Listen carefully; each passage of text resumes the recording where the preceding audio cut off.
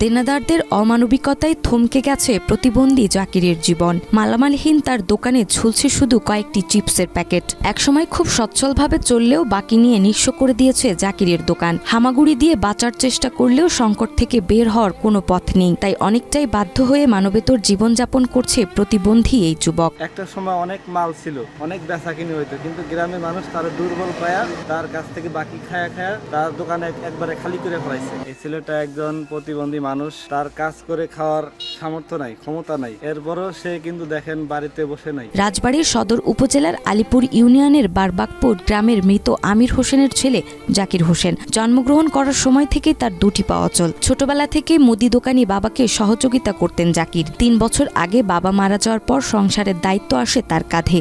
মাকে নিয়ে দুজনের সংসার চালাতে হাল ধরেন মুদি দোকানের। স্থানীয়রা বাকি নিতে নিতে তার দোকানটি এখন প্রায় শূন্য। প্রতিবন্ধী এই দোকানিও রেহাই পায়নি দেনাদারদের অমানবিকতা থেকে। 12-13 বছর আমি দোকানদারি করি, আর আমি এলাকার মানুষের কাছে বিচার দিতে স্যার দেখেন আমার এই অবস্থা করতে বাকি খায়। দোকানদার প্রথমে বালির মাল উঠাইছিল দোকানে, কিন্তু দেখা যায় যে এই আশেপাশের কিছু মানুষ আছে, দূরে থেকে কিছু লোক এখানে কাজ করতে আসছিল, একবার তারাও কিছু বাকি খায় একদম দোকানদার শেষ করে দিয়েছে আর কি। নিজে অত হিসেব কিতাব বুঝে না, তো যার কারণে পোলাপানোর সুযোগ পায়।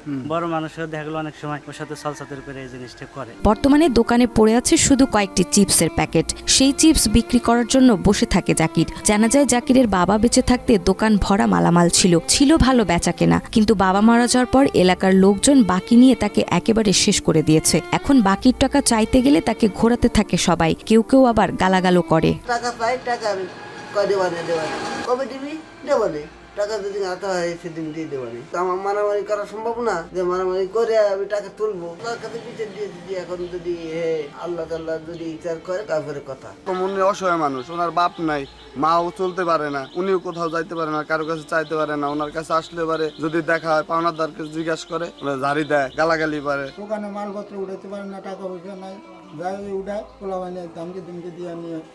প্রতিবন্ধকতা সত্ত্বেও জীবিকার তাগিদে হামাগুড়ি দিয়ে চলতে হয় জাকিরকে। কারো কাছে হাত পেতে বা ভিক্ষা করে নয়, ব্যবসা করে জীবিকা নির্বাহ করতে চাওয়া এই প্রতিবন্ধী ব্যবসায়ী এখন নিঃস্ব। তাই প্রতিবন্ধী জাকিরের এই করুণ অবস্থায় এলাকাবাসী ও তার চাওয়া সমাজের বৃত্তবান ও সরকার জাকিরের সহযোগিতায় এগিয়ে আসুক, যেন দুবেলা দুমুঠো ডাল ভাত খেয়ে স্বস্তিতে কাটে জাকিরের জীবন। সরকারের কাছে একটাই আবেদন জানাই যে আমার দিকে টাকা লোক সরকারের ওর যদি কোনো অনুদান দেয় তাহলে ভালো মতন চলতে পারে। ওর একটা আর্থিক সহযোগিতা করা হোক, যেন দোকানটা যেন আবার সুন্দর করে সাজাইতে পারে, এবং যারা বাকি খাইছে তারা যেন অতি বিলম্বে ওর টাকাটা ফেরত দেয়। সবাই যারা বাকি খাইছে তাদের অবশ্যই ফেরত দিতে হবে। এই লোকের এই টাকাটা ফেরত দিলে আল্লাহ বিশেষ করে তাদের প্রতি এক খুশি হবে। প্রতিবন্ধী জাকির হোসেনের পাশে থাকার আশ্বাস দিয়েছে রাজবাড়ী সদর উপজেলার নির্বাহী অফিসার। প্রতিবন্ধী ভাতাসহ বকেয়া আদায়ের পদক্ষেপের কথাও জানান তিনি। সেই সাথে দেনাদারদের আহ্বান জানান জাকিরের সার্বিক পরিস্থিতি বিবেচনায় বকেয়া টাকা পরিশোধের। শারীরিকভাবে একটা চ্যালেঞ্জ লোক যখন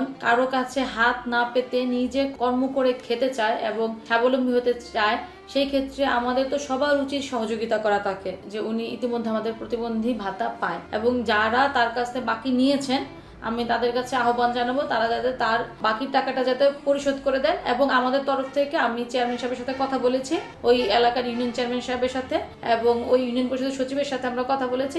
আমরা চেষ্টা করব তার টাকাটা যাতে আমরা উদ্ধার করে দিতে পারি। সকলের সহযোগিতায় দারিদ্রতা থেকে মুক্তি পাক জাকির, জীবনের চাকা সচল হোক তার, এমনটাই প্রত্যাশা সকলের।